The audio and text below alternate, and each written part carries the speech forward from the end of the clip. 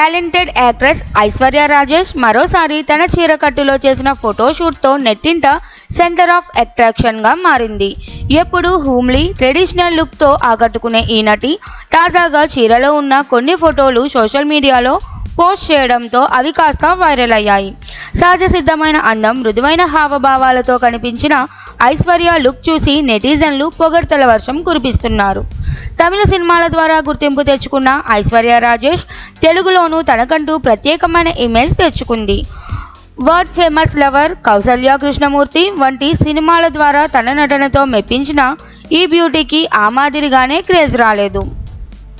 అయితే ఇటీవల విడుదలైన సంక్రాంతికి వస్తున్నాం అనే సినిమాతో తెలుగు ప్రేక్షకుల మదిలో గట్టి గుర్తింపు సంపాదించుకుంది. ఈ సినిమాలో ఆమె పాత్రకు మంచి రెస్పాన్స్ రావడంతో ఓవర్ నైట్ స్టార్గా మారిపోయింది. తాజాగా వచ్చిన ఈ క్రేజ్తో వరుసగా తెలుగు ప్రాజెక్ట్స్ కోసం ఆఫర్స్ అందుకుంటోంది.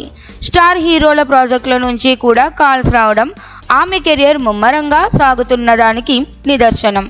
ఇక సోషల్ మీడియాలో చాలా యాక్టివ్గా ఉండే ఈ నటి తరచూ తన లేటెస్ట్ ఫోటోషూట్లను షేర్ చేస్తూ అభిమానులతో టచ్లో ఉంది.